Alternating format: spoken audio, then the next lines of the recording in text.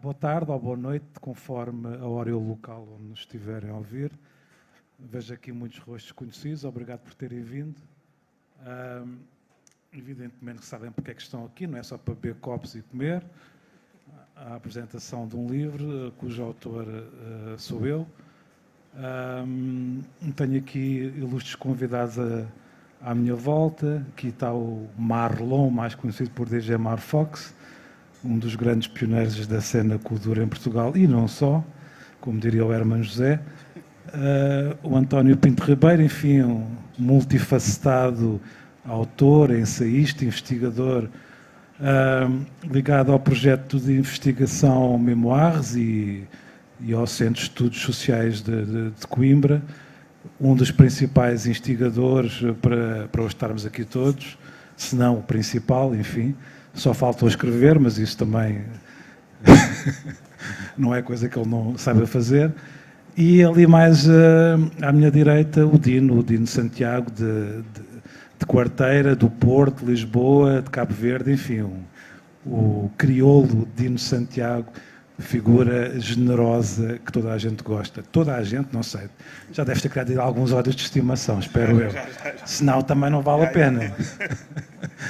Bom, em primeiro lugar, passava aqui a palavra ao António, que vai, enfim, falar um bocadinho sobre como é que tudo esta história começa, e depois, enfim, falar um bocadinho e depois dos nossos convidados, e depois passaremos aí a palavra para esse lado.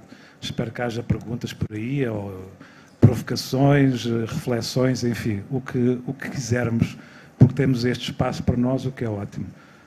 Até já. Então, boa noite. Obrigado por terem vindo. Obrigado a estas pessoas que estão aqui connosco, que são fantásticas. Os principais agradecimentos vão de imediato para o Lux, para a Joana e para o Pedro, mas também para outras pessoas envolvidas neste projeto, como todo o grupo de investigadores do Memoir, Inês Lampreia, e naturalmente o Vítor, que é, na verdade, o protagonista da razão por estarmos aqui. Vou ser muito breve, até porque isto exige outro tipo de formato que não é habitual nas apresentações de livros. Na verdade, eu faço parte de um grupo internacional de investigadores que se chama Memoir, e está sediado nos Centros Sociais da Universidade de Coimbra, e que tem a particularidade de ser um grupo de investigadores cujo trabalho de campo e trabalho de produção anda muito em torno daquilo que se chama os filhos do Império e pós-colonialismo europeu. Na verdade, aquilo que nós estudamos são os impactos e as consequências, os protagonistas que ficaram depois dos impérios, e trabalhamos muito sobre os artistas de todas as áreas, que de alguma forma fazem parte da segunda e terceira gerações das diásporas europeias, muito em particular Portugal, França e Bélgica. E nesse sentido, não só publicamos vários livros, e temos uma newsletter, e fazemos todo um trabalho próprio, de trabalho de investigação, e que tem esta particularidade de, tanto quanto possível, envolver-nos com a produção artística e com os artistas, como é o caso de festivais em que participamos, e exposições e publicações.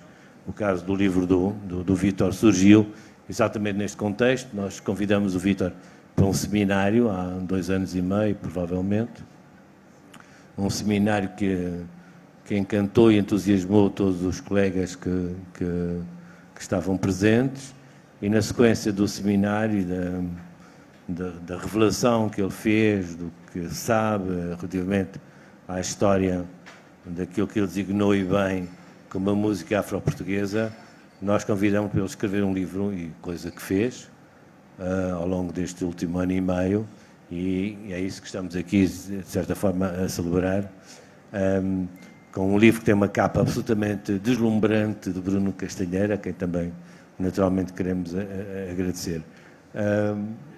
Em relação a este livro, eu acho que é um livro que vai ser uma referência do ponto de vista histórico, não só porque é um livro sobre a história da música e ele foi de uma enorme habilidade porque criou o termo música afro-portuguesa, o que exclui de imediato qualquer ideia de lusofonia, que me pareceu absolutamente extraordinário. Portanto, é um corte radical com um conceito que, do meu ponto de vista, é um conceito bastante discutível e problemático. E, portanto, ao criar este conceito de música afro-portuguesa, foi brilhantemente abrindo uma outra porta para olharmos para esta música produzida. É uma história desta música desde 94, e, portanto, Lisboa, capital europeia da cultura, até à Madonna, basicamente. São estes anos todos de trabalho. Mas tem uma particularidade, ou tem várias singularidades que eu gostava de destacar muito rapidamente.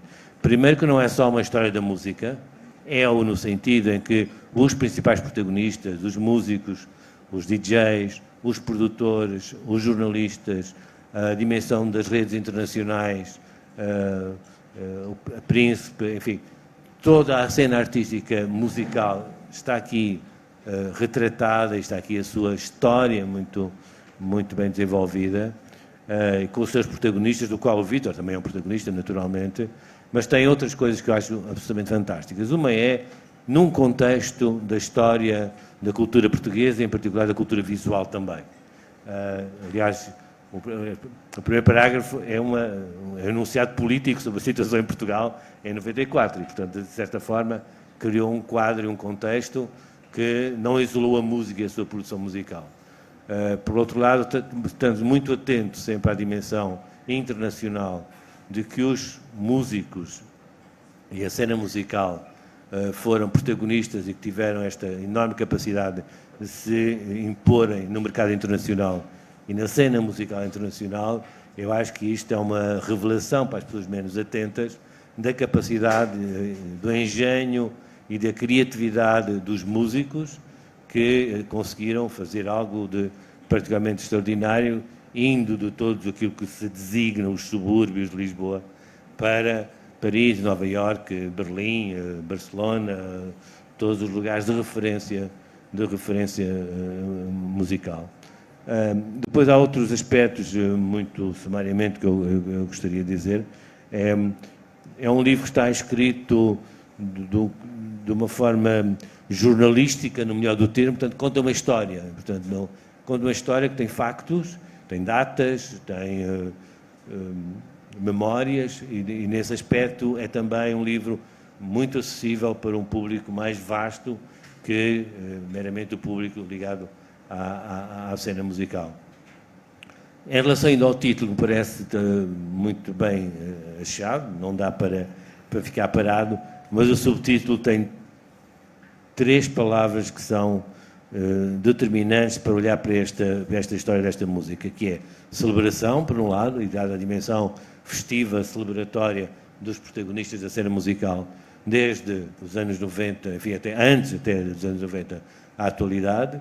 Por outro lado, a ideia de conflito, e isto parece muito importante, porque geralmente é camuflada, é algo de que não se fala, é uma espécie de tabu, e dado que as músicas, as letras, as intervenções de muitos destes, ou da grande maioria destes músicos, são muito sobre a questão do conflito, sentir-se mais ou menos acolhidos no país, na cidade, as tensões que existem, e parece-me que isto é a forma como expõe os vários tipos de conflitos, os vários tipos de situações em que o mesmo acontece e que são muitas vezes motivos para a criação de várias músicas.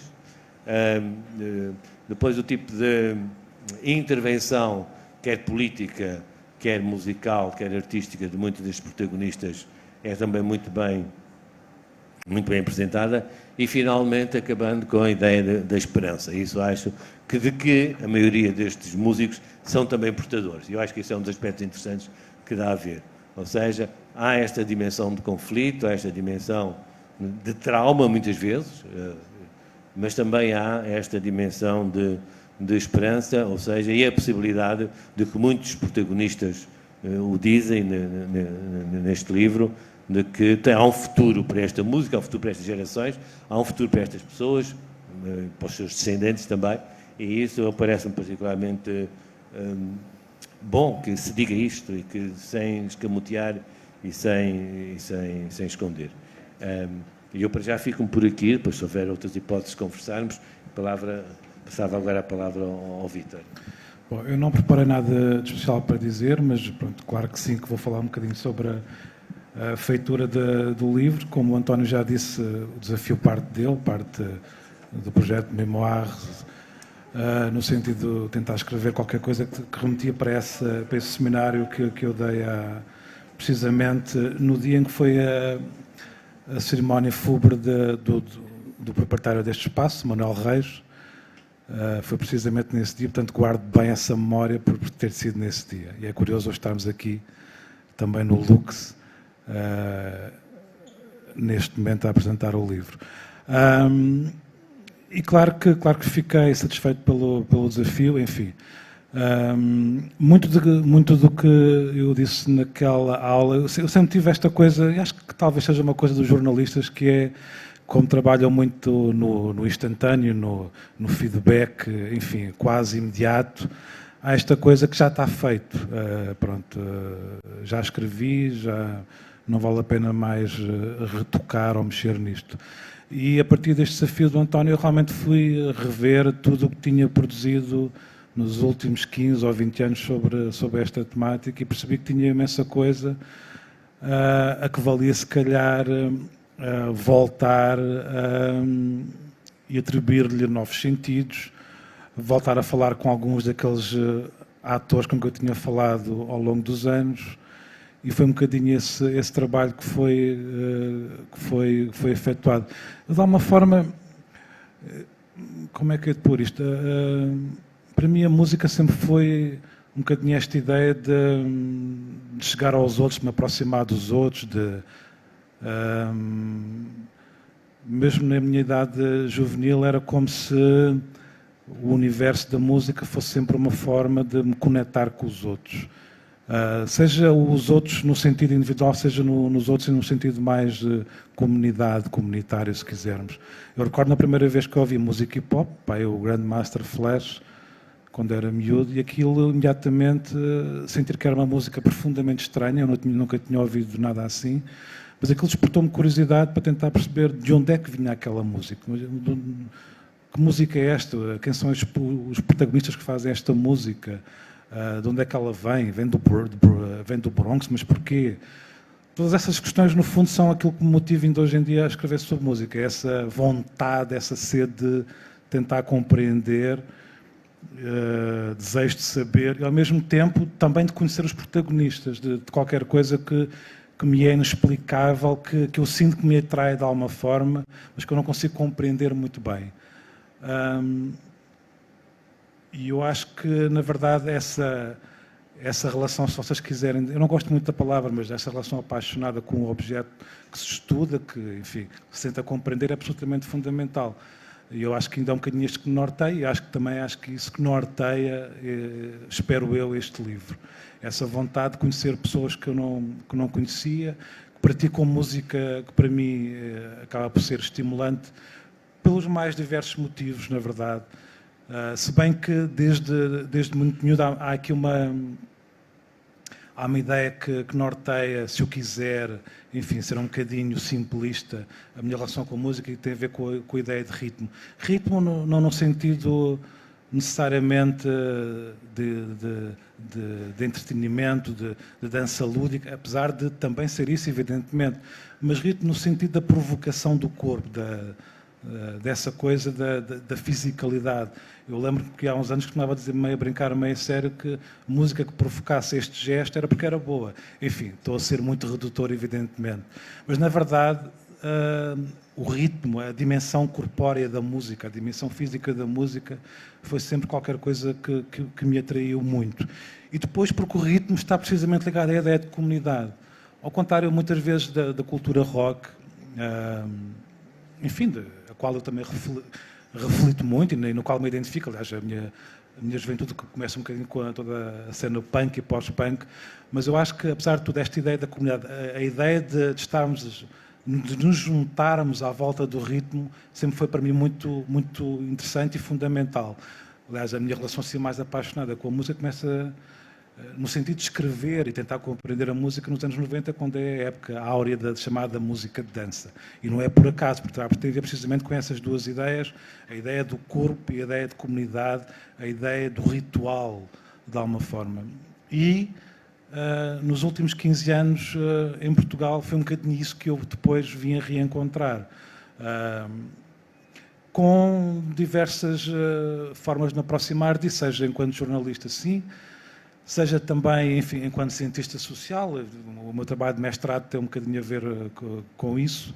O meu trabalho de mestrado é em antropologia, mas também enquanto ator, enquanto participante. E eu, na verdade, acho que o livro também reflete um bocadinho essa hibridez do meu posicionamento, que eu reivindico e assumo, porque se há coisa que me irrita hoje em dia, seja na academia, seja no jornalismo, é um bocadinho esta ideia que hoje em dia vigora, que é como se fosse a academia ou o jornalismo tem que ser portadores de uma espécie de verdade, de uma espécie de qualquer coisa indiscutível. E eu reivindico precisamente o contrário. Eu reivindico que, seja o jornalismo, ou as ciências sociais, ou as ciências exatas, e estamos a passar por um momento em que se tem discutido imenso sobre isso, a partir desta ideia da pandemia, evidentemente. O que eu reivindico é sinceridade, uma relação sincera com as pessoas, a transparência, o rigor, evidentemente, ser rigoroso, abordar diferentes ângulos, ter a curiosidade de abordar diferentes ângulos, inclusive aqueles que eu posso não me sentir muito identificado, seja enquanto cidadão, seja enquanto estética, porque não, mas isso estar lá no texto. É importante que isso esteja escrito no texto, essa, de alguma forma, transparência. E é a partir daí que eu acredito que eu me consigo identificar com, seja com cientistas, seja ele das ciências exatas ou não, seja com o jornalismo. Portanto, quando vem dizer que o jornalismo tem que ser portador de uma espécie de verdade, eu não embarco de maneira nenhuma nessa ideia. E pronto, isto para dizer que a minha abordagem, acho que de alguma forma tenta refletir um bocadinho todos esses diferentes posicionamentos que eu estou aqui a refletir, porque na verdade nos momentos iniciais, há cerca de 15 anos atrás, quando eu me relacionava com uma série de atores que são os atores do livro, nomeadamente a fase pré-buracação sistema, que é uma história que é contada no livro e eu acho que de alguma forma foi um bocadinho esquecida hoje em dia, ou seja, é preciso dizer que o fenómeno buracação sistema, que depois veio a originar toda uma série de outras dinâmicas, com outros músicos que também o livro aborda, como o Pedro Coquenão Batido, enfim, o fenómeno da Príncipe Discos, até hoje em dia o Triste, a Neni. Evidentemente que há todo um lado da minha relação apaixonada musical que tem a ver, e eu quero deixar isto aqui muito explícito, que é a minha primeira relação tem a ver com essa coisa da música, da fisicalidade, do ritmo, que é aquela coisa que me atrai. Portanto, todas as dinâmicas que o livro também tenta abarcar, que é as dinâmicas socioculturais, estão lá por inerência, porque eu acho que a música já transporta isso, já transporta no fundo aquilo que está no subtítulo do livro, que é, para mim, a música isolada já transporta a celebração, conflitualidade e esperança. Mas, como eu costumo dizer, meio a brincar, meio a sério, para mim a música não é apenas música, ou o som não é apenas som. Claro que ninguém, não se pode dizer isso na minha visão, desde sempre que também foi a partir dessas latitudes que a música me interessou, e até pelo seu lado de não ser qualquer coisa que é levada a sério. Isso interessa-me. O facto de muitas vezes olharmos para a música como qualquer coisa que ou ligamos à ideia de entretenimento, ou do lazer, ou de passar um tempo. Raramente vemos alguém a dizer que a música lhe salvou a vida. Enfim, passo o exagero da expressão. Mas isso interessa-me porquê? Porque eu acho que essa relação, de alguma forma distendida que nós temos com a música, permite que falemos sobre ela e imergimos na música de uma forma, lá está, afetiva, emocional, apaixonada. Muitas vezes nem sequer damos por isso. Eu estou sempre a dar este exemplo que a maior parte das vezes é que eu fui à televisão foi para falar nos momentos em que morreram músicos. Aretha Franklin, o David Bowie, enfim. São incontáveis as vezes que eu já fui à televisão para falar na hora da morte de determinados músicos. E esse fenómeno é facilmente hoje em dia verificável também nas redes sociais. Quando morre alguém, imediatamente há uma inundação de posts sobre essa personagem. E não é por acaso. Eu acho que são esses momentos rituais, eu estou a falar do momento da morte, mas podia falar de todos os momentos rituais, que nós nos damos conta que a música faz parte daquilo que nós somos. Faz parte daquilo que nós fomos, que somos e que desejamos ser. Portanto, a música é qualquer coisa que está muito presente em nós, que é muito importante para nós, mesmo quando nós não nos apercebemos dessa importância. Isso, ou seja, somos capazes de falar de temas ditos sérios, política, economia, aí estamos sempre a ter cuidado com as nossas palavras e com as nossas emoções. Quando falamos de música, somos salutarmente desbocados. Isso é ótimo. Porque toda a parte da nossa identidade vem ao de cima. Isso é qualquer coisa que é fantástico. Bom, eu estou-me aqui a perder e a contar agora uma história um bocadinho mais séria e que tem a ver precisamente com aquilo que o António já referiu, que é com esta ideia das diferentes gerações afrodescendentes, dos negros portugueses, enfim, das diásporas africanas na Europa. Dá-me ideia, porque o livro também tem uma dimensão de memória, não é por acaso, ou seja, evidentemente que o desafio era partir das segundas e terceiras gerações afrodescendentes, mas também é um trabalho de memória, porque eu acho que hoje em dia precisamente a memória voltou a ser, não diria, voltou a estar na moda como o Jorge Jesus, eu acho que está na moda há séculos, a memória, o colonialismo, o racismo, todas essas tensões que o Jorge Jesus diz que está na moda, são coisas que têm séculos, e são um processo, não são momentos, evidentemente, é um processo contínuo. Isto para dizer o quê? Para dizer que essa primeira geração afrodescendente que eu nomeio no meu livro, e que no caso dos agentes musicais podem ser identificados como o Bana, o Bonga, a Cesária Évora, enfim, o Valdemar Basco, que infelizmente morreu este ano, enfim, por aí fora. Evidentemente que não é por acaso que alguns desses atores, nos últimos tempos, há um trabalho de memória, enfim, até por atores mais jovens, não sei se eles estarão aqui, como o trabalho do Celeste Mariposa. Há todo um trabalho de arquivo e de memória que foi ressuscitado, e não é por acaso, precisamente por todas essas questões do colonialismo, do pós-colonialismo, vieram outra vez à tona, e há um desafio que é repensar precisamente toda essa narrativa, toda essa história que fomos contando a nós próprios e aos outros.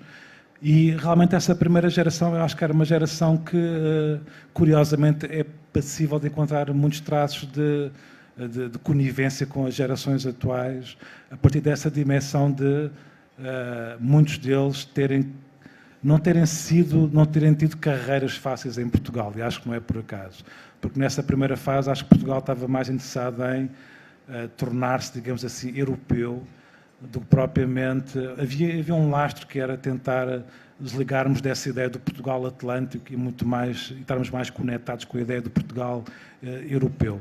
E acho que essa primeira geração, de alguma forma, era silenciada e autossilenciava-se também. Daí que não é por acaso que a Cesária Évora teve que ir para Paris para ser credibilizada e legitimada no espaço europeu. E até o Bonga também aconteceu isso. E alguns desses atores que nós temos aqui, também aconteceu isso. E não é por acaso, não é? Portanto, é como se apenas acolhêssemos alguns desses atores em segunda mão, a partir dessa legitimação e dessa credibilização que vem do exterior. Acho que há um momento geracional determinante que é, evidentemente, a primeira geração hip-hop, que eu acho que, ao contrário da geração dos seus pais, finalmente começa a falar de questões de racismo, questões de segregação, questões de conflitualidade socioeconómica. Eu recordo-me de ver o General D na televisão portuguesa, e foi talvez o primeiro negro que eu vi na primeira metade dos anos 90 na televisão a falar de uma forma afirmativa, virulenta até, de racismo. Até aí era como se fosse um assunto, enfim, eu que predominava era um discurso muito mais humanista e conciliador. E não é por acaso que o General Dee foi precisamente um desses pioneiros dessa geração hip-hop. À imagem de outros, como o Bossa AC, enfim, os Family e tantos outros atores, os da Weasel também, que emergem logo a seguir, enfim, que foram muito importantes. O seu sucesso acho que foi muito importante, tal como os Black Company, do famoso tema Nadar. Essa geração realmente foi a primeira geração que deu visibilidade à negritude, digamos assim, no espaço público português. E não é por acaso que, passado de 10 anos, o General Dee sai de Portugal, de alguma forma posso dizer, zangado. Estou a contar esta história porque tive ontem ao telefone com o General Dee. E a história do General Dee, de alguma forma, para mim é sintomática de todas as tensões não resolvidas que ainda hoje em dia perduram entre nós, porque o General Dee sai de Portugal desiludido com aquilo que era, no fundo, o ambiente que se vivia na altura, de alguma forma, que ele sentia ao mesmo tempo havia uma ideia de integração, mas não era totalmente aceitável aquela música, digamos assim. Era assim que ele se sentia, era assim que ele via o ambiente que na altura se vivia. 15 anos mais tarde, encontrei o General Dee em Londres. Já ele tinha sido praticamente esquecido no espaço público português, e tive uma conversa inacreditável, de uma emoção rara, de alguém que eu encontrei igual e ao mesmo tempo diferente. Tinham passado 15 anos e o General Dee falou abertamente de todas as conflitualidades que tinha vivenciado nesse período. E foi uma conversa muito bonita porque ele próprio assumiu, não sei se é a melhor expressão que eu vou utilizar, e não é a expressão dele, mas é aquela que se me apraz utilizar, que é uma espécie de falta de maturidade na abordagem inicial que ele teve perante o espaço público português. Ou seja, o que ele dizia era que, ok, eu ia falar para a televisão de racismo, mas eu não estava preparado para aquilo que me era retribuído, como eu próprio não sabia que ia desencadear tantas ações a partir daquele meu discurso. Eu não estava preparado emocionalmente, enfim, enquanto pessoa, era muito jovem, para todo o efeito que eu desencadeei. E acho que é muito salutar ele ter tido essa percepção anos depois de pensar sobre esses assuntos, e acabou por regressar a Portugal. Enfim, eu não vou estar aqui a contar esta história está contada no livro. Isto para dizer que eu ontem falei ao telefone com ele outra vez em Londres, ou seja, ele esteve em Portugal outra vez, regressou e voltou outra vez para Londres, mais uma vez um bocadinho desiludido, ou seja, ele ontem dizia-me que sentiu que agora teve uns anos em Portugal e que realmente sente-se feliz que de repente haja uma série de discussões no espaço público a serem feitas, e que haja novos atores e que haja uma nova representatividade dos atores negros, digamos assim, mas sente que de alguma forma ainda há um longo trajeto há um longo caminho a fazer. Eu de alguma forma concordo, tendo a concordar com ele, ou seja, o livro acho que de alguma forma se posiciona nessas duas dimensões, como o António há pouco referia, que é, por um lado, tentar refletir todo o potencial, as mais-valias desse encontro com o outro, no sentido das misturas, das mesclas, do abolir de fronteiras, de diferenças, que de alguma forma a música tem essa capacidade e essa possibilidade, ou não. É uma coisa que eu deixo em aberto no livro e que não tenho respostas para isso. Acho, por um lado sim, por outro lado não, mas evidentemente continua a haver imensas feridas em aberto, imensa conflitualidade que importa debater a partir da música e não só. E realmente há uma das ressalvas que eu faço no livro acerca de todas estas ideias que eu estou aqui a colocar perante vocês, que é, apesar de tudo, e o Omar Fox e o Dino Santiago daqui a pouco talvez possam falar sobre isso, apesar de tudo, eu acho super salutar, seja qual o prisma, seja do prisma da música, seja do prisma cultural, seja do ponto de vista sociopolítico, acho que estas segundas e terceiras gerações afrodescendentes têm feito um trabalho incrível, de uma generosidade incrível, muitas vezes lutando de forma muito adversa contra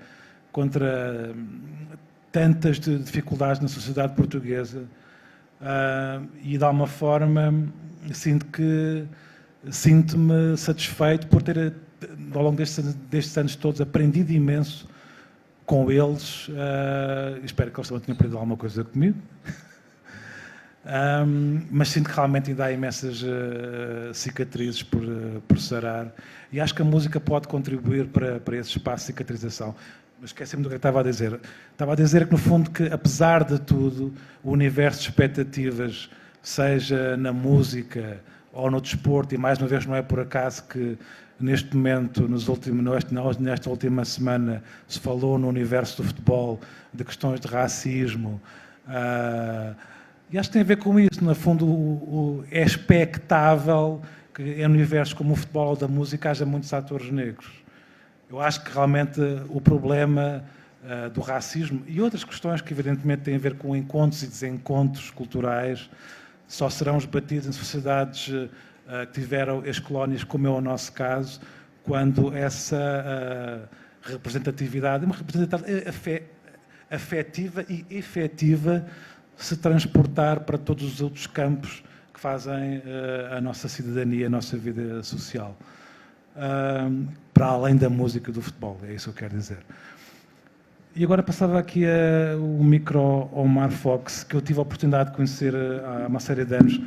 E é uma das histórias interessantes sobre o Marlon Silva, é que, claro que os Buracos São Sistema foram de alguma forma, e acho que é uma história absolutamente central, e eu vou muito mais longe, acho que a história dos Buracos São Sistema, apesar de contar muito dessa história no livro, mas eu acho que continua em grande parte por contar. Acho que, por incrível que pareça, e acho que é significativo que seja assim, falou-se imenso sobre os Buracos São Sistema. Evidentemente que são um caso de sucesso em Portugal, e, no entanto, eu continuo com esta ideia muito fixa que é: foram admirados, mas não amados, como muitos destes atores, na minha visão. Ou seja, admiramos, e essa ideia de muitas vezes em segunda mão, a partir dessa reclamação do exterior, é a partir de muitas vezes dessa visão que nós os amamos, ou que nós os admiramos, mas não os amamos, o que são coisas muito diferentes da minha visão. E, na verdade, a história dos Buracos São Sistema, eu tive a oportunidade de a acompanhar de muito perto, enfim, até algumas tensões iniciais muito interessantes que eu falo no livro, se eles deviam ou não abraçar o Kuduro ou não, enfim, há toda uma história muito interessante que acho eu, que já foi contada por mim, evidentemente, mas eu acho que a maior parte das pessoas não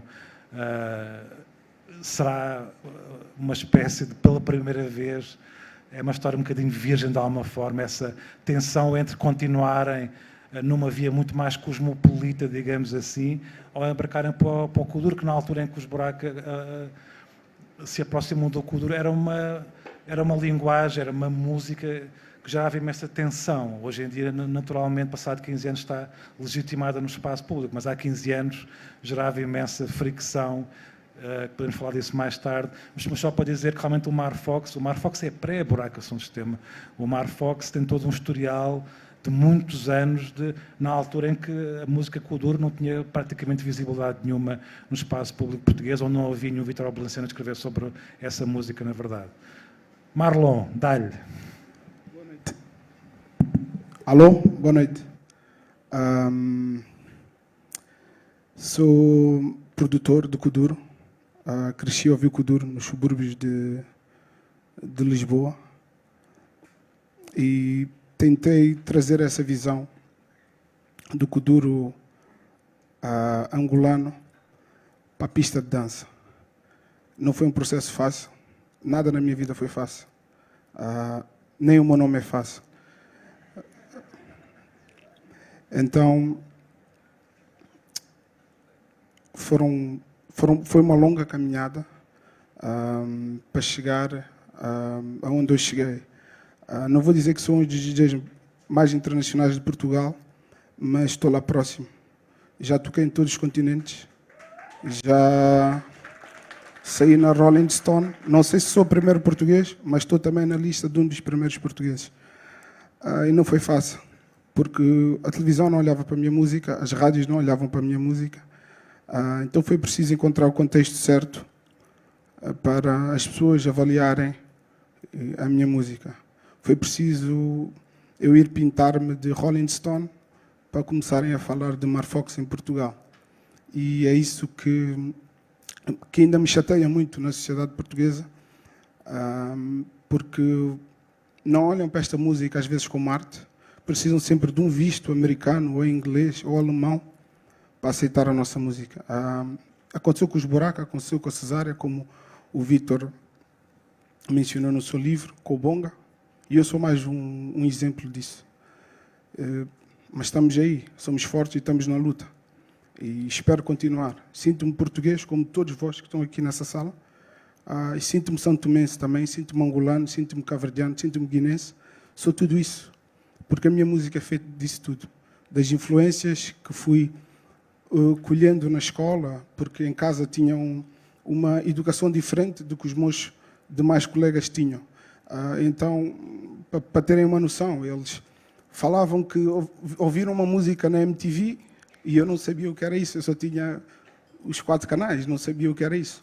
Então, falavam-me de um contexto totalmente diferente e eu tentava mostrar a minha cultura, a minha identidade. As pessoas, os meus colegas não percebiam o que era o África Negra, o que era um funaná, o que era uma kizomba, o que era um zuque, o que era uma rabenta. As pessoas não estavam preparadas para acolher essa musicalidade toda que vinham das colónias.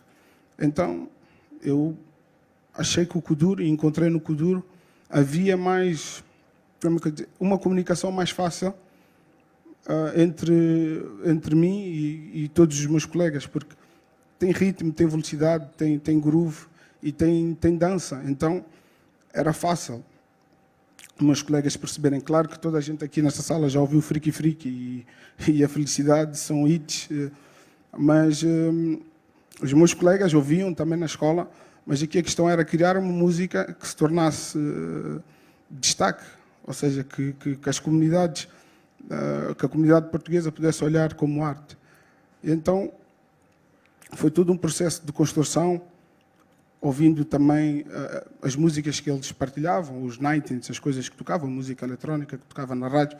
Então foi essa fusão, tentar trazer à África a visão que eu tinha dentro da minha casa, dentro da minha comunidade, dentro do meu bairro, e juntar isso tudo. Então foi assim que nasceu a minha música, que hoje é reconhecida internacionalmente e fico feliz. 95% dos meus shows são lá fora. Gostaria de ter mais shows em Portugal. Estou a vender o meu peixe, é verdade. Tem que ser. E esse é o caminho. Acredito que estou a lutar por um Portugal melhor e que daqui a 30 anos os meus filhos possam dizer: olha, o meu pai fez parte desta luta sem nunca ter levantado uma arma.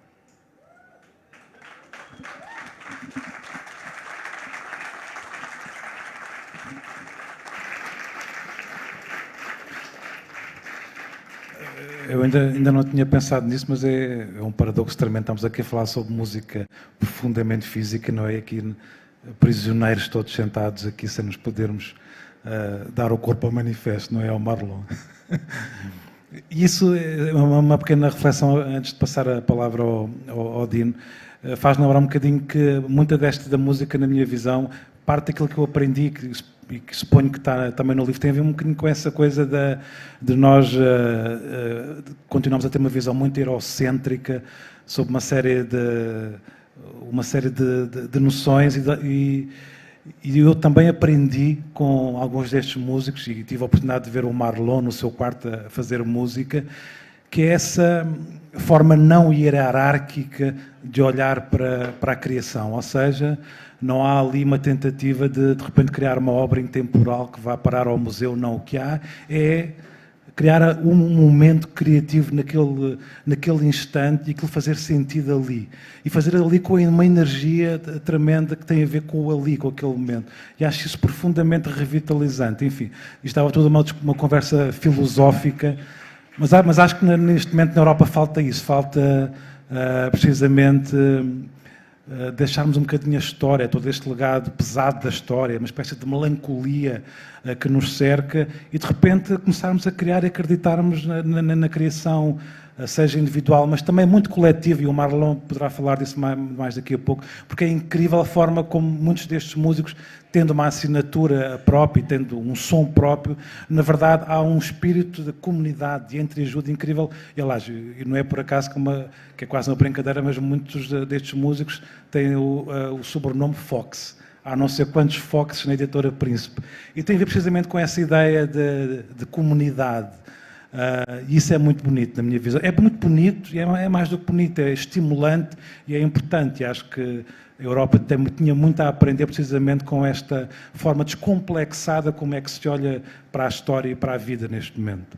Dino, tu apanhas toda esta história um bocadinho numa fase diferente, em que, de alguma forma, eu diria que já há um bocadinho uma autoconsciência de muitos destes autores, que é, por um lado, esta narrativa, digamos assim, que estamos aqui também a refletir, evoca uma espécie de Portugal multicultural, e temos que ser sinceros, colocar que muita desta música tem esta... cinge-se muito dela ao território de Lisboa metropolitana, portanto, é Portugal, mas... e o Porto, evidentemente, também tem aqui um naco grande, mas é muito a Lisboa metropolitana que estamos a falar. Mas há precisamente esta ideia, de repente exportou-se uma ideia de uma cidade, de uma Lisboa multicultural, através dos Buraque, dos Batida, da Príncipe Discos, que é ao mesmo tempo uma espécie de emblema de marca. Ao mesmo tempo há essa consciência, mas também há também consciência que isso também pode ser um aproveitamento, de alguma forma. E tu apanhas todas estas tensões, estas contradições, estes paradoxos, precisamente quando a Madonna te vai enterrar nos braços, digamos assim. Desculpa a expressão. Como é que tu lidaste com tudo isso ao princípio? Como é que foi, de repente, a Madonna, uma super estrela internacional, vir ter contigo e, Dino, mostra-me o que é que está a dar hoje em Lisboa? Como é que foi a tua reação? Como é que tu viveste isso? Antes de tudo, boa noite. E antes de te responder, Vítor, eu preciso dizer, emocionei-me ao ouvir-te falar porque eu conheço a tua luta, estás a ver, mano? E é bonito, ele só falou da experiência como Marlon, o filho, e Mar Fox, o artista, mas realmente todos aqueles miúdos, os Fox à volta, são miúdos que ele mete no terreno, hoje são conhecidos a nível internacional bastante, e em Portugal não se fala dessas raposas escondidas, mas tu tens feito um trabalho incrível e realmente não precisarás nunca empunhar nenhuma arma a não ser a tua arte, e admiro-te, e cada vez mais pessoal que fala sem ser, fala com a alma e sem merdas, estás a ver? E tu és isso, e obrigado. Foi uma introdução que mexeu mesmo comigo. Obrigado, Dino. Yeah. Vítor, o teu livro, eu acordei a ler o livro e antes de mais agradecer-te, porque acho que pela primeira vez eu vou poder oferecer um livro. É difícil explicar o que é este movimento da música, que muitas vezes nós não sabemos o que dizer. É música africana, é música lusófona, não, música afro-portuguesa. Finalmente eu encontrei uma label para definir esse som, e que em qualquer outra língua, em qualquer tradução, vai sempre soar mais legítima. É o mais legítimo que encontrei até hoje, e agradeço-te primeiro por isso. E depois, a beleza com que tu... Eu não sei como é que fizeste isto, e depois vou-te perguntar, mas eu consegui sentir representatividade no género, consegui sentir representatividade cultural, mesmo... diversidade, e sentir o que eu sonhava que era branco com preto, uma geração de ouro, eu consegui encontrar neste livro. E porque vais de uma Nydia Fox e viajas até uma Ana Moura, vais de uma Marisa até uma Lura, uma Mayra, vais de um Mar Fox a um Pedro, uma Fama, vais de um Pedro de Batida até um Niga Fox, chegas ao branco, passas pela Nancy Vieira, vais até ao Paulino Vieira. Tu tocaste em todos os pontos, foste... e eu achei muito interessante. Foi, mano. A viagem foi... Depois fui fazendo a playlist e fui vendo o quão semelhantes foram estas 1001 novas Lisboas que nós vamos perpetuando, e perceber a importância da situação política de cada década e de cada geração, perceber a dinâmica sociocultural que existe, e ainda, apesar de tudo, se recuar até a chegada do Bonga e da Cesária até Portugal, não mudou muito, estás a ver? Em relação à oportunidade, acho que A grande diferença é que hoje nós temos, cada um tem o seu canal, e por ter o seu canal, obrigamos-nos e fazemos com que as pessoas nos ouçam. Mas Lisboa, para mim, tem essa grande diferença na sua diversidade, e quando falamos da parte da apropriação, é-me difícil achar que é apropriação, porque eu não consigo olhar para o Pedro Mafama ou para o Conan Osiris e não senti-los tão preto quanto eu, estás a ver? E até mais às vezes, na forma como se sentem o Kuduro, na forma como, igualmente com o Branco, e a forma como o Mark Fox e toda a família de Príncipe também se sente a cena da eletrónica, eu não os sinto menos brancos do que aqueles que também sentem, estás a ver? Então é bonito nós percebermos que isto é uma riqueza cultural que emerge numa cidade que nos oferece uma beleza, e depois podemos vir curtir no luxo, que nos oferece um lontra antigo, e depois vamos até onde ando. Podemos navegar por vários mares e depois ir curtir um hardcore com o seguro fichado e mantermos-nos fixos com a cachupa psicadélica de manhã, estás a ver? E então, tu sentires isto tudo numa só cidade, e daí eu acho que Lisboa tem que ter a noção da importância que tem como representação de toda uma nação e de toda uma comunidade para o país, porque realmente só acontece em Lisboa. No Algarve acontece de forma muito diluída, no Porto igual, e no resto do país, mas temos vários núcleos assim à volta do país, mas Lisboa de facto carrega esse peso. E é uma Lisboa que eu espero que um dia chore pelo Bruno Candé da mesma forma que chorou pela Sara Carreira, estás a ver? Que a gente não se esqueça que somos todos farinha do mesmo saco, e é nesse saco é que eu vou... Espero mesmo que o teu livro chegue, porque ainda é difícil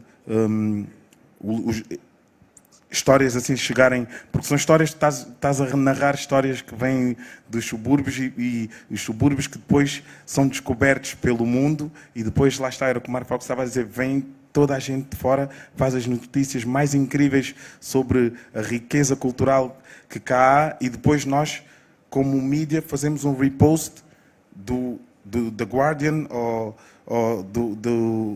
da Rolling Stones, quando temos a legitimidade de ir ao terreno. E tu fizeste isso, foste ao terreno. Agradeço a quem te editou, agradeço pelo título, agradeço pela forma arrojada e pelos ténis sujos de quem quer viver e quer sentir a música que nós tanto curtimos, e agradecer esta casa assim bem cheia, e que possas também ir aos guetos, levar este livro, porque eu vou fazer questão de comprar bué para oferecer ao nosso people, para dizer, filho, o meu filho já vai nascer na geração em que o Dino está num livro escrito pelo nosso Vitor. Então, agradeço-te muito por isso. E, Madonna, qual foi a dica? Esqueci, mas perguntaste. Já nem te lembras, é? Não.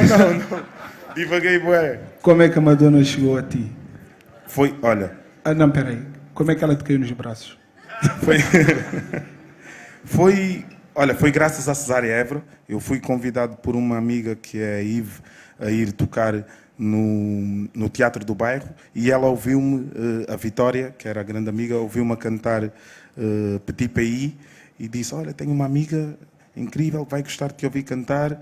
E, felizmente era a Madonna que se revela numa quinta-feira, e nessa noite, em modo de improviso, foram acontecendo coisas. Ela falou muito sobre a Cesária Évora e pediu-me então se eu lhe podia mostrar um pouco mais de Cabo Verde. Eu disse, tu aqui não vais só sentir Cabo Verde, tens Santo Tomé, Angola, Moçambique, Guiné,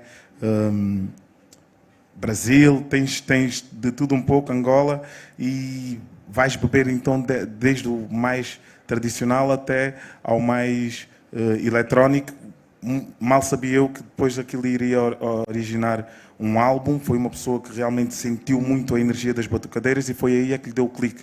Eu tenho que gravar um disco, porque estava mais focado em gravar um filme, mas acho que ainda bem que gravou um disco. E foi um disco que ela disse mesmo por várias vezes, em todas as cidades dos Estados Unidos por onde passou, que Portugal e Lisboa especificamente foi a cidade mais rica que ela conheceu a nível cultural e que lamentava que só ela pudesse beber dessa energia. E eu lamento também, estás a ver? Porque eu acredito mesmo que é tão rica e é tão aculturada e tão forte em termos de claves e de ritmos que não fica a desejar a nenhuma outra cultura, nem anglo-saxónica, nem francófica, nem hispânica, nada, mas realmente somos muito subaproveitados, estás a ver? E são tantos Cristianos Ronaldos para ser só um a brilhar, estás a ver? E então acho que ela escolheu bem e pelo menos dignificou e honrou, porque levou toda a gente. Não tentou arranjar depois uns americanos para reproduzirem o que quer que fosse. Pegou, levou ali 12 batucadeiras, elas ficavam no hotel 5 estrelas com ela, o resto da crew ficava no outro spot, ver aquelas cotas, duas analfabetas a chilarem em Las Vegas e no Times Square, vestida mesmo com aquela roupa de cabo-verdiana e lenço na cabeça.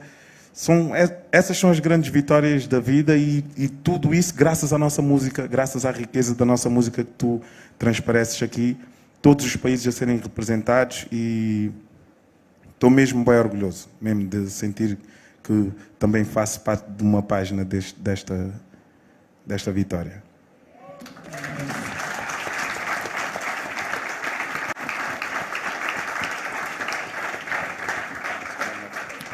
Eu queria fazer uma pergunta ao Marfox e ao Dino, que é, quando leio as vossas entrevistas, ou quando acabavam de falar, o Marfox, que é um introdutor do Kuduro em Portugal, há uma evidência que é das memórias musicais, não é?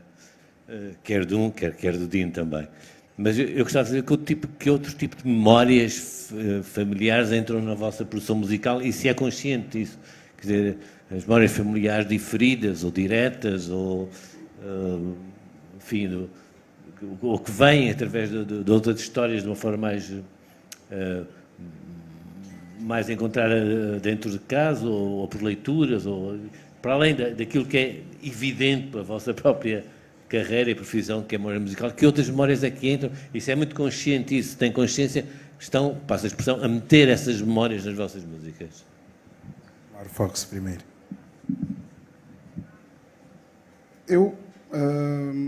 As memórias que tenho, as festas no bairro, eu acho que é um marco importante, porque no dia de festa não havia choradeira, como a gente diz, não é? As pessoas preparavam-se para celebrar. E é essa celebração que eu trago na minha música, e é essa celebração que o Vítor também menciona no seu livro. Então, essa é a minha maior memória. Perceber o timing quando o meu tio punha um kuduro, porque é que as pessoas dançavam um kuduro de uma maneira e dançavam a kizomba de outra maneira. Porque é que quando ele tocava um hip-hop, as pessoas faziam um certo movimento com a cabeça e não faziam o mesmo movimento no kuduro. Então, é uma coisa que eu ainda não consigo explicar. Interrogo-me todos os dias, mas quando lembro-me desses momentos, vem-me sempre a celebração. Vem-me sempre a celebração porque as pessoas nos anos 90, e eu nasci cá, nasci em Portugal, a vida não era fácil para quem vivia na periferia, e nem é hoje, não é? Então, as pessoas esperavam aquele dia, aquele tinha que ser o dia em que não poderiam chatear-se com ninguém.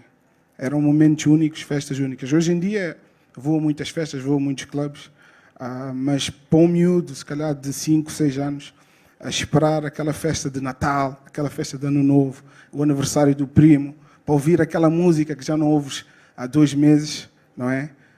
Porque não tens dinheiro para comprar a cassete ou o CD, tens que esperar o tio, que é mais velho, vir tocar aquela música, para celebrar aquele momento. Então, para mim eram só momentos de celebração, as festas. E é isso. As minhas canções são mesmo memórias, todas elas. Eu tenho uma deficiência que não tenho a capacidade de decorar muito as coisas. Quando sei, nunca mais me esqueço, mas também não sei assim tanto, por isso também. Então narro sempre as minhas histórias e é sempre baseado nas minhas influências. Por exemplo, eu sou uma pessoa que, enquanto os rappers que eu admirava se inspiravam com os Estados Unidos, eu era deles é que bebia. A começar nos Black Company, depois viajar até General D, Boss AC, The Weasel, Guardiões de Subsolo, Sam da Kid, Mundo, Valete, Dilema, Mind the Gap. Fui subindo sempre assim as minhas escalas solares, numa grande maioria, e entre o hip hop crioulo e o Tuga, fui construindo as minhas histórias. Então era muito com base nas barras mais fortes, nas rimas que o pessoal reivindicava ou sofria com elas. Foi assim que eu fui construindo a minha história.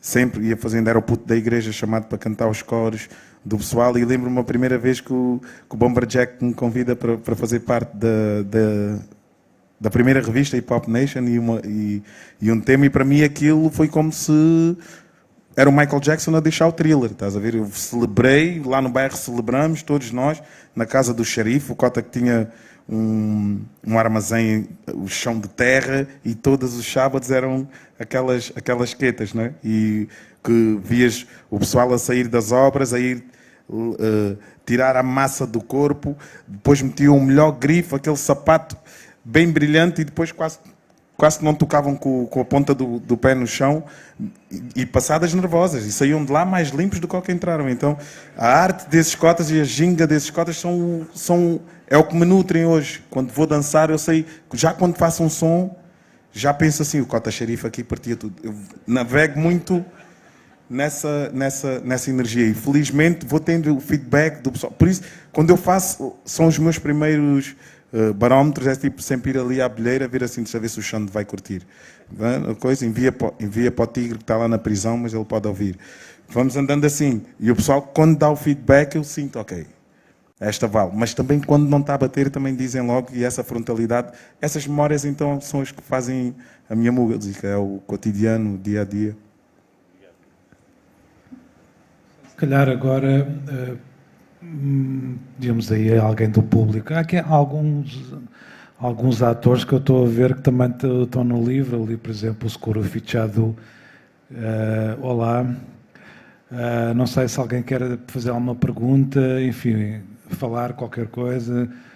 Não sei se há microfone. Não sei se podíamos aqui abandalhar um bocadinho a coisa, não? Não está alguém da DGS? Pois não sei. Haverá possibilidades de passar o microfone para a assistência? Não há? Não sei. Questões, citações e por aí fora? Mas se falarem sem microfone, nós ouvimos. Prometemos fazer silêncio e ouvimos todos.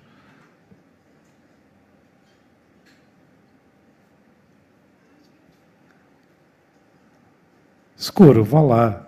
Eu acho que o Seguro Fichado que está ali com não sei que nome é que querer atribuir, uma boina azul, enfim, com um invólucro na cabeça azul.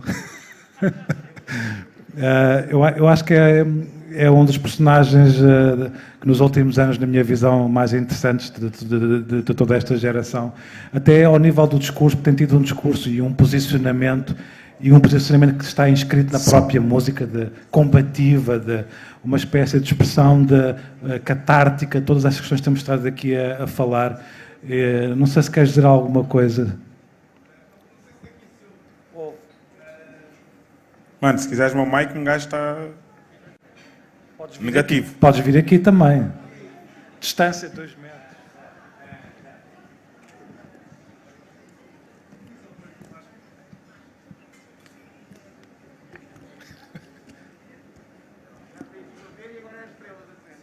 Seguro Fichado na casa.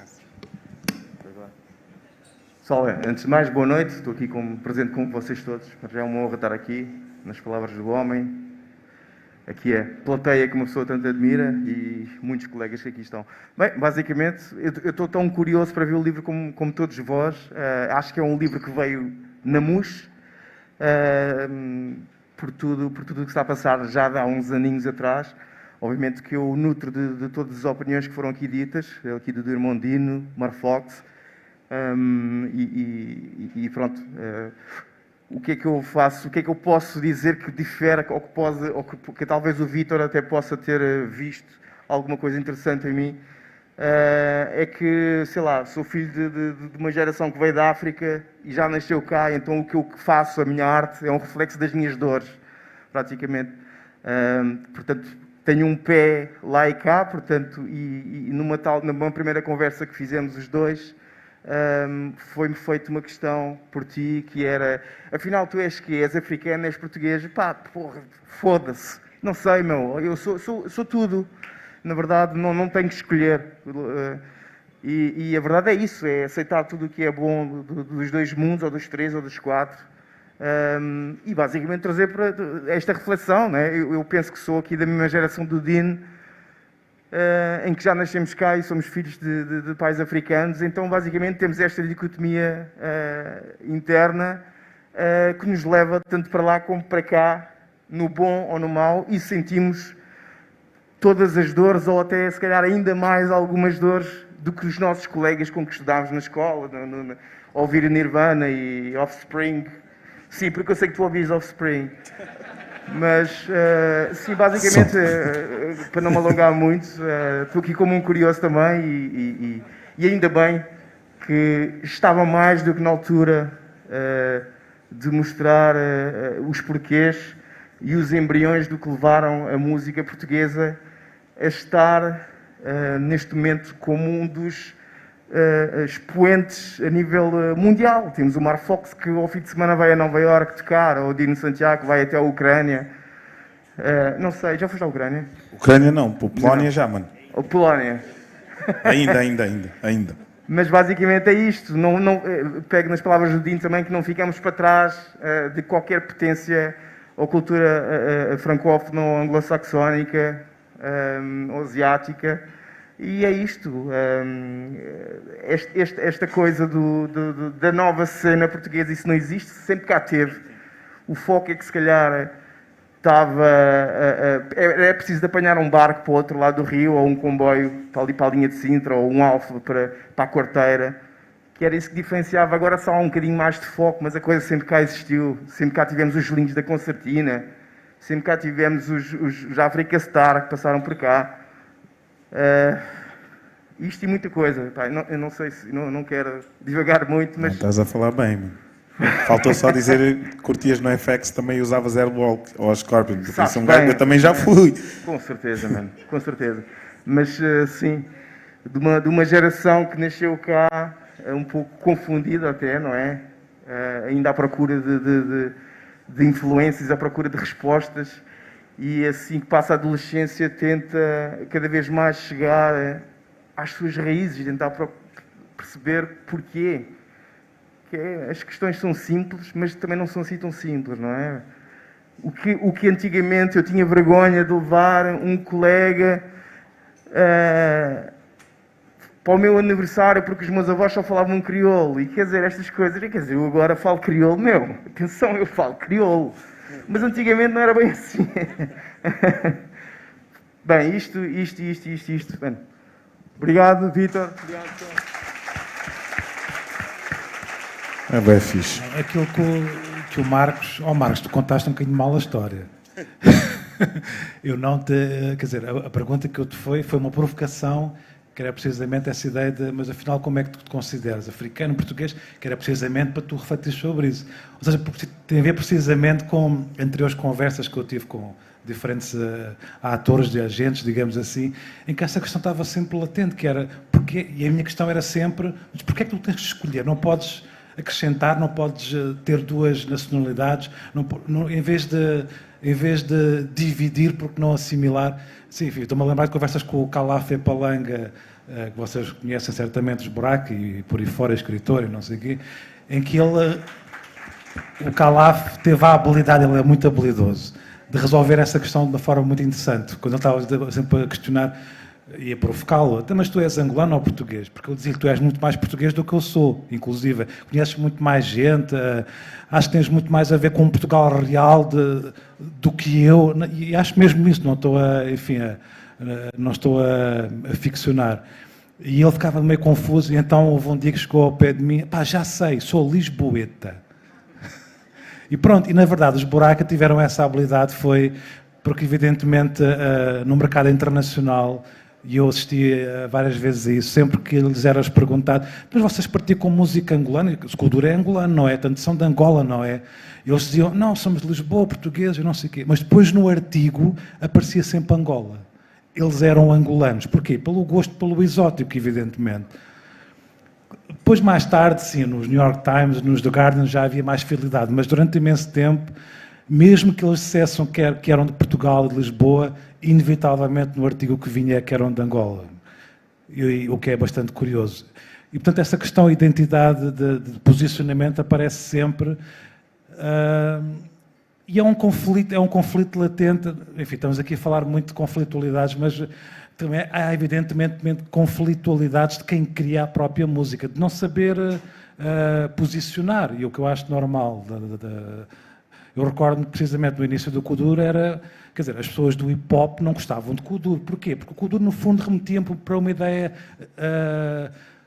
seja uma África ficcional ou uma África imaginada, mas era a África. E eles eram da cultura global. Não queriam ter nada, no fundo, a ver com qualquer coisa que os remetia para os pais, para as gerações africanas. Hoje em dia estamos numa outra fase, mas nessa fase isso dizia. E o Kuduro realmente tinha essa coisa que era uma bricolagem difícil de aprender. Hoje em dia, felizmente, há atores como tu e como o Tristan e por aí fora que já não têm problemas em misturar hip-hop com Kuduro ou outras expressões locais e globais, mas já há 15 anos ainda havia essa tensão, digamos assim. Não sei se há alguém que queira dizer alguma coisa.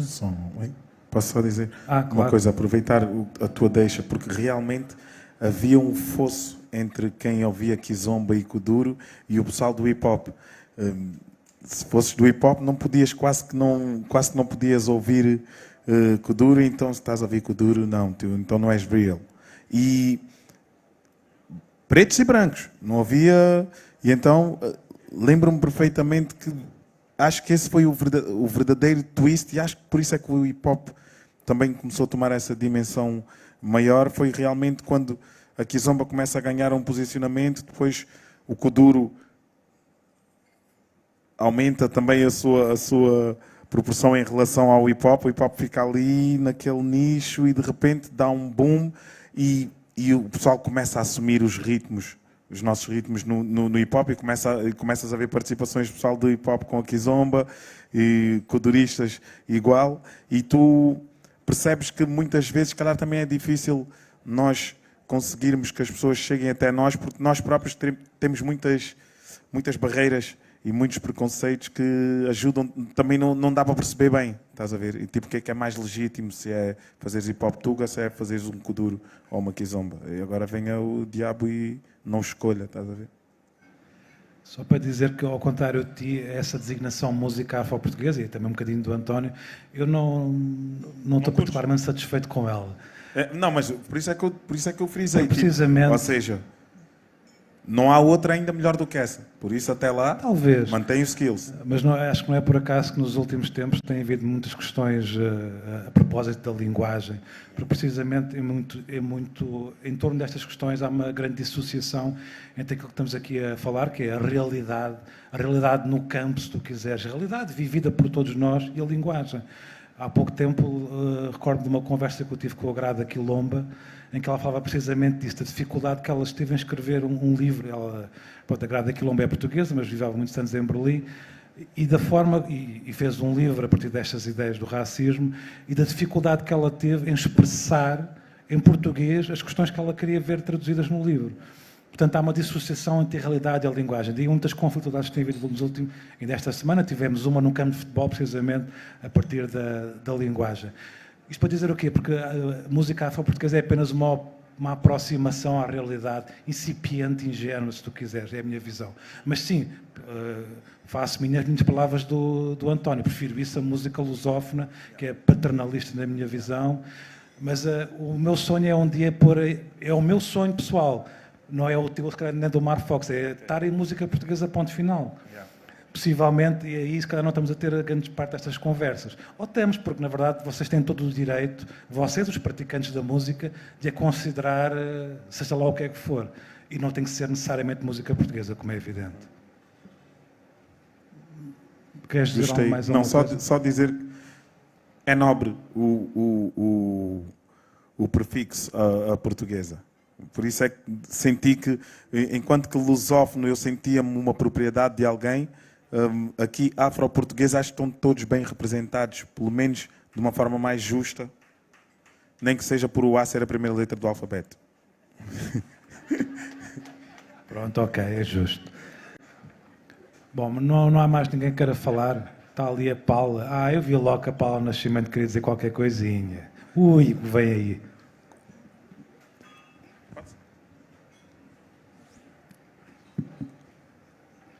Sem máscara e tudo, isto é uma alegria.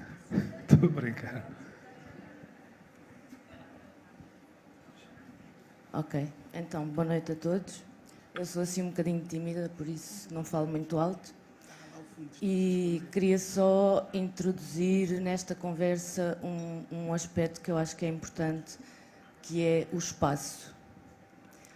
Ou seja, Marfox, em que ano é que tu nasceste? 80, não é? 88. 88, ok. Ainda sou um puto, pá. Pois, eu sabia, mas até achei que era 81, mas bom. Então, para dizer o quê? Antes dos anos 90, não é? Ou por volta dos anos 90, por volta do ano em que tu nasceste, não é?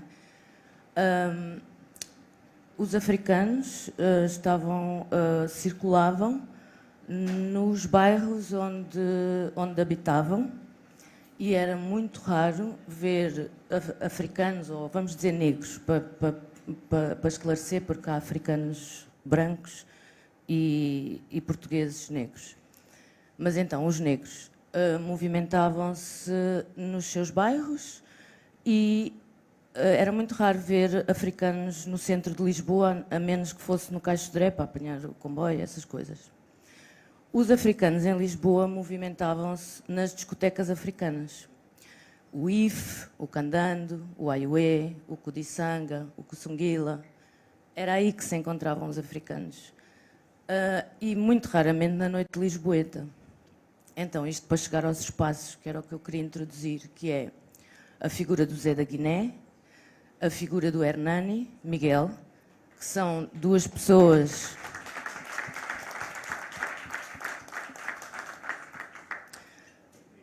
que são assim duas pessoas que, vamos dizer, trouxeram a chave para abrir as portas e por essa via, então, havia depois um conjunto de pessoas negras que já frequentavam o Bairro Alto. E então, falando dos espaços, os Três Pastorinhos, era lá que se via negros, alguns outros bares no Bairro Alto, mas sobretudo o movimento dos Pastorinhos, o movimento do Hernani, o movimento do Zé da Guiné, negros que vinham sobretudo do... Hello? Vinham sobretudo do contexto da moda e que, portanto, frequentavam ambientes, vamos dizer, mais hype, na altura não havia esse termo. E, portanto, queria introduzir essa questão dos espaços pastorinhos, o frágil, que nos remete aqui, a este sítio onde nós estamos. É um espaço que se abriu para isto, que acho que é muito importante, como outros espaços abriram. Queria dizer, sem querer ofender ninguém, nem ser contraditória, nem ser desagradável, que a sociedade portuguesa é uma sociedade esclavagista e que castradora. Ou seja, tem a sua forma própria de não nos deixar ultrapassar um certo limite. Posto isto, estamos aqui no Lux, que é um dos espaços mais nobres da noite africana.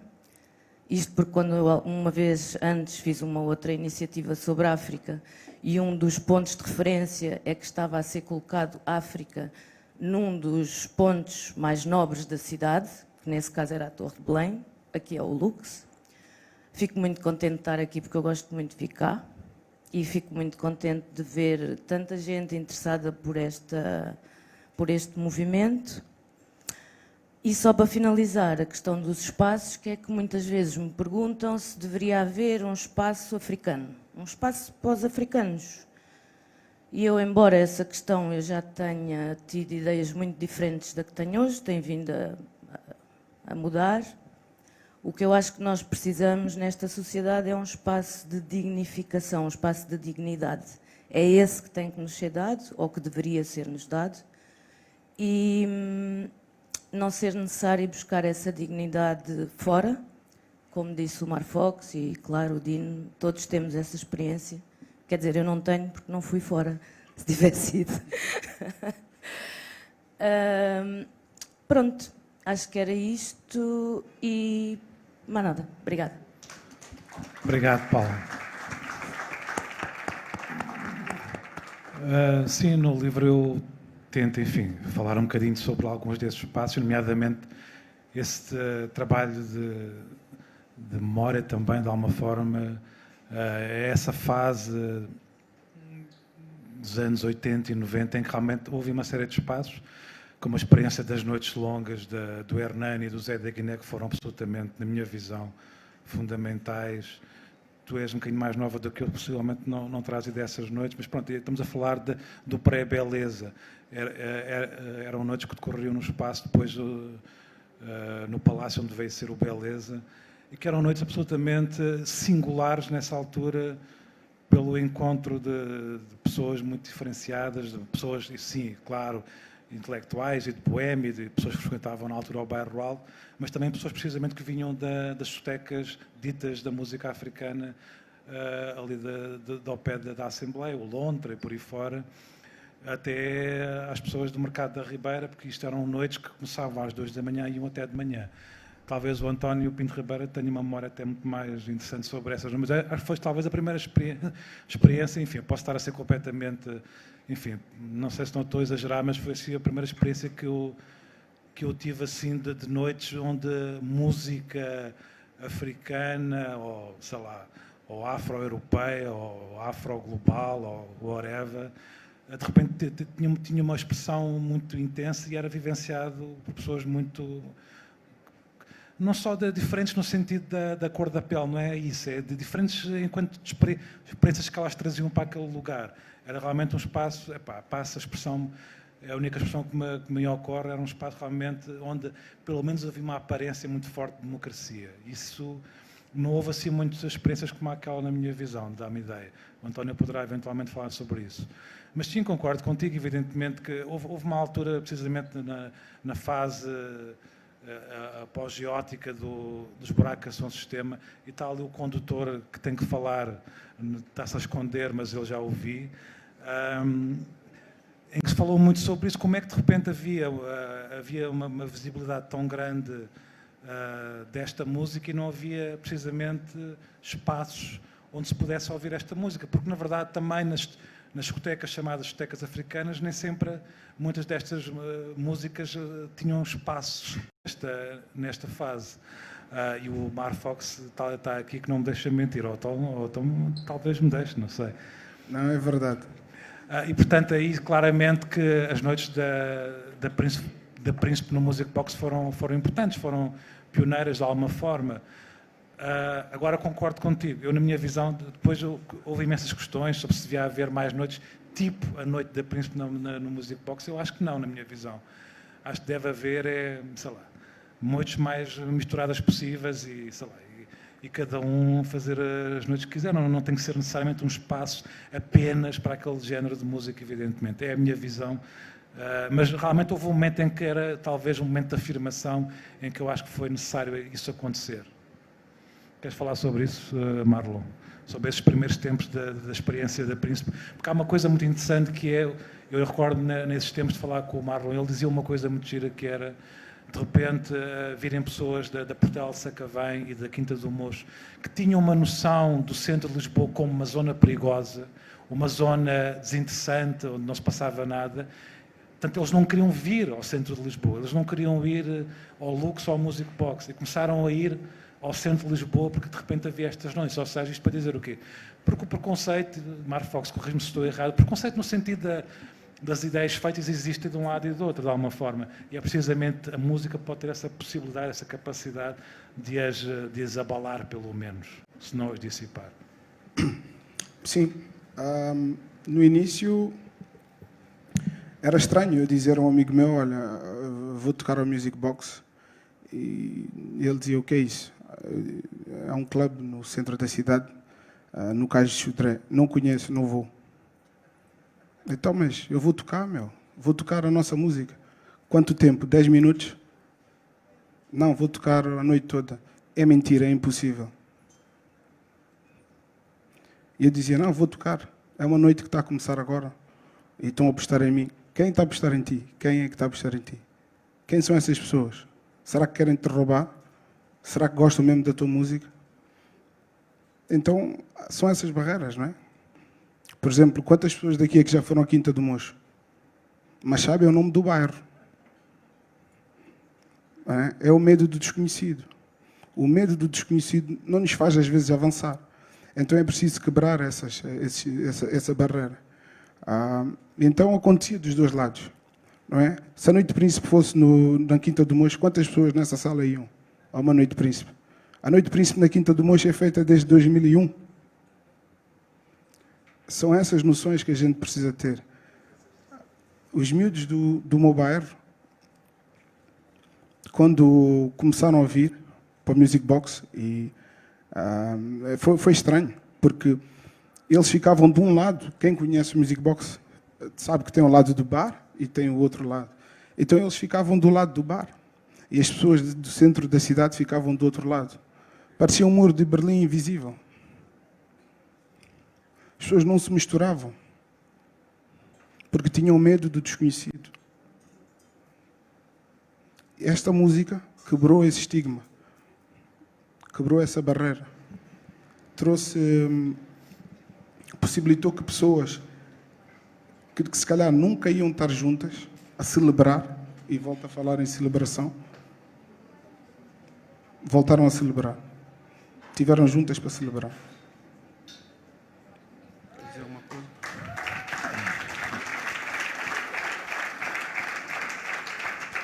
Está também, alguns por aí, o condutor dos Buracos Som Sistema, que por acaso, ele não sabe, mas vou dizer agora em primeira mão, indiretamente é talvez um dos responsáveis pelo título do livro ser este.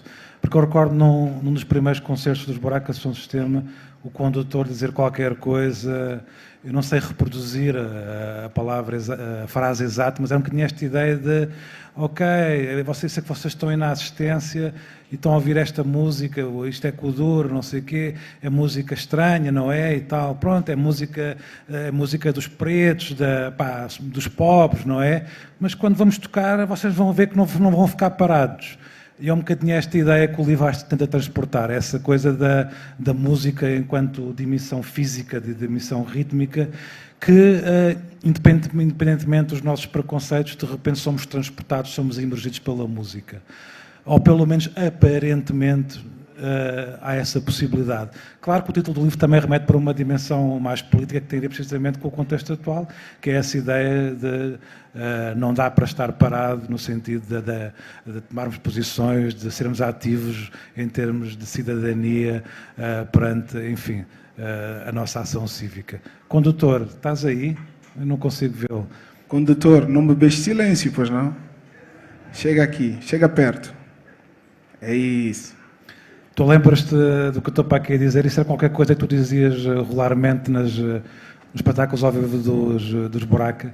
Esta ideia que isto é música uma ideia um bocadinho provocatória, música de preto, de pobre, mas quando vamos começar a tocar, vocês não vão ficar parados. Pessoal, boa noite a todos. Olá a todos, olá a todos. Olha, antes de mais, muito obrigado pela menção no livro e pelo O Pedro já me disse que ali é uma área especial para Buraca. Obrigado. Obrigadão a todos por estarem aqui. Estas histórias que estão a ser contadas são muito importantes e, tal como o Dino disse, não temos muita representação nesta área cá no universo da literatura portuguesa. E eu fico só muito contente e muito feliz por Buraca ter um papel importante no meio disto tudo. Não me lembro de nada disso. Diz assim umas provocações deste género. Faz parte de motivar as pessoas a dançar e a soltarem um bocadinho mais. Nesta altura do Covid ainda é mais necessário do que nunca, né? Mas acho que é muito importante este trabalho que acabaste por fazer, de mostrar aquilo que existe há mais de 40, 50 anos cá em Portugal e está meio escondido, e está lá no meio do subúrbio e até hoje continua a existir. Todas essas personagens que estás a falar são pessoas que alguns de nós viram crescer, desde o Escuro Fichado até o Mar Fox, até o Dino. É muito fixe sentir que há uma representatividade. Muito obrigado. Pessoal, divirtam-se.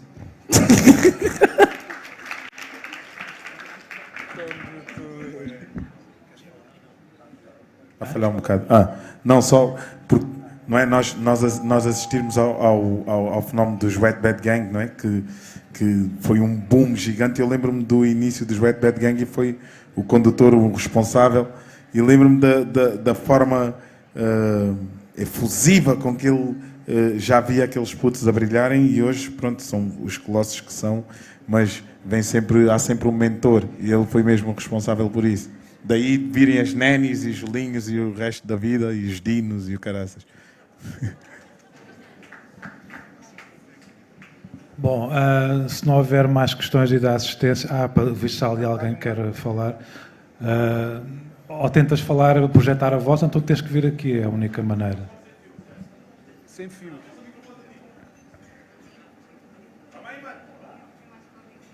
Pedro Mafama, dono do Lacrau. É o Pedro Mafama que vai lançar nos álbuns de 2021. Está quase aí. Posso tirar a máscara, né? Boa noite, pessoal, tudo bem? Eu queria só partilhar aqui um bocado de a minha experiência em relação a isto tudo. Há duas coisas que eu acho, que me saltaram um bocado a atenção em relação a isto tudo, que é... Eu sou do centro de Lisboa, sou da Graça, e eu não sei, tipo, quando ouço falar, tipo, esta história toda de periferia vs centro, eu sou da Graça, tipo, eu sou de 92, numa altura em que a Graça, ou seja, eu sou da Graça, Anjos, Intendente, isto era tudo muito... Se tu fosses da Graça! Ou seja, se tu fosses da Graça há 10 anos atrás, também eras do Intendente, também eras dos Anjos, tipo, é muito fácil de circular ali. E o Intendente e os Anjos pré-gentrificação era um bocado da periferia, mas no centro de Lisboa, né? Ou seja, olha, eu cresci com, por exemplo, um grande amigo meu de infância era o Patrick, que é o irmão do Mar Fox. E lembro-me muitas, do Intendente na altura, era a periferia também. Vocês sabem disso, não é? Vocês lembram-se de ir ao Intendente antigamente? O Intendente era a periferia mesmo. Por isso, tipo, eu sempre tive um bocado... Pronto, ou seja, queria só dar esta coisa que o centro de Lisboa também sempre foi... Também já foi gueto, também já teve esta mistura toda. E pronto, e pós-turismo, o centro de Lisboa deixou de ser isso. Outra coisa que eu queria falar, que foi muito importante para mim mesmo, e que foi a origem toda da música toda que eu faço, é ter conhecimento de como as comunidades negras em Lisboa não são uma coisa de agora, e não são uma coisa dos anos 90, e não são uma coisa do pós-25 de Abril. São uma coisa desde 1400. Ou seja, para mim mudou a minha visão da minha Lisboa e do meu Portugal quando eu percebi, quando comecei a ler na internet e em bibliotecas e tudo, sobre a história da escravatura africana em Lisboa. Ou seja, quando vinha um holandês ou um britânico visitar Lisboa em 1500 e 1600, eles descreviam Lisboa como a cidade mais africana da Europa. E nessa cidade mais africana da Europa haviam danças e géneros musicais como o lundum, a fofa, já haviam músicas afro-portuguesas em 1500 e 1600 que deram, curiosamente, origem ao fado, por exemplo. E a partir do momento em que eu, crescendo na Graça, rodeado de amigos negros, brancos, etc., e que eu via sempre com uma contradição tipo, entre a Lisboa africana e a cultura portuguesa tradicional, o fado, a cultura portuguesa. Tipo, eu sentia sempre que quando falávamos de cultura portuguesa, na escola, era uma coisa. Quando falávamos da Lisboa em que nós crescemos, era outra. E para mim foi super importante mesmo perceber que a Lisboa de 1500 e a Lisboa de 1600 até 1800 era, na verdade, muito parecida com a Lisboa que nós temos agora. E que já haviam as batidas afro-portuguesas, que eram outras batidas, era o lundum e tudo, que deram origem ao género musical, se calhar mais português de hoje em dia, historicamente, que é o fado. E para mim foi muito importante perceber essa ponte, e é por isso que eu estou a falar sobre isto, que de repente quando tu percebes que Lisboa sempre foi assim, de repente já não há contradição nenhuma aqui, já não há novidade nenhuma, há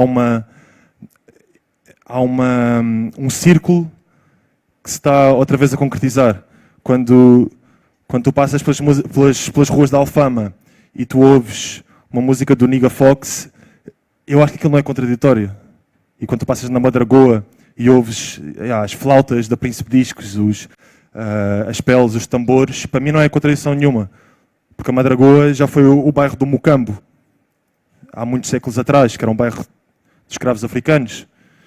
E eu acho que é muito bonito como Lisboa está outra vez a ser aquilo que sempre foi e a ser reconhecida por isso.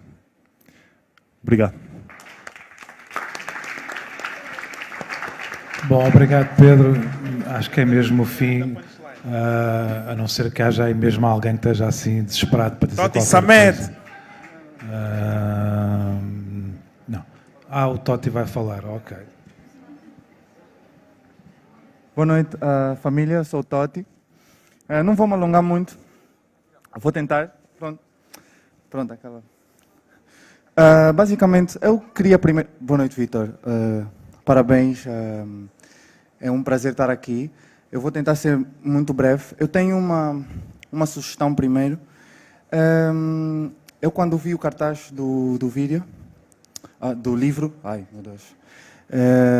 Eu li a expressão música afro-portuguesa e, por acaso, automaticamente tentei traduzir o que seria tudo aquilo. Obviamente ainda não li o livro, mas ainda assim eu acho que, não sei, se me permitem uma sugestão, música luso-africana ainda para mim ainda é mais interessante.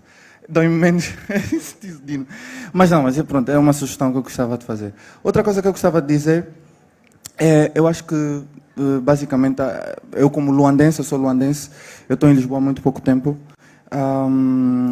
eu vi muita coisa acontecer ao mesmo tempo, porque a gente vinha passar férias cá a Portugal, no verão e não sei o quê, e nós conseguíamos acompanhar basicamente os dois movimentos em tempo real, e eu acho que muita coisa, já nem sabe muito, o que começou onde, muitas vezes, se a Kizomba começa realmente em Luanda, se começa realmente em Lisboa, se o Kuduro tem as suas origens em Luanda, mas também não tem, Lisboa não tem a sua influência grande, enorme, gigante. Nós vimos o sucesso que o Sebem fez logo no princípio da sua carreira com a Felicidade e tudo mais.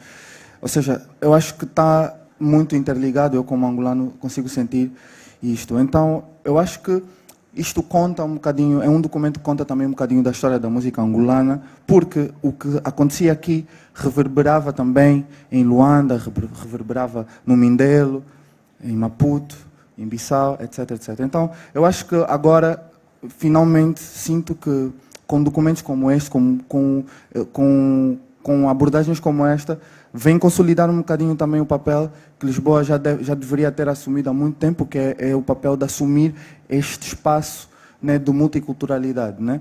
Porque se nós repararmos em Angola, em Luanda, por exemplo, que eu tenho experiência, porque sempre vivi em Luanda, é mais difícil ter um ambiente de mistura do que cá em Lisboa. Então, acho que é muito importante a gente começar a assumir isto também como um ponto de encontro entre o Brasil, Angola, Cabo Verde, Guiné-Bissau, Portugal, Moçambique, Timor e todas as outras paragens do mundo que falam em português e façam música em português. Então, bom, este é o meu contributo. Muito obrigado. Então.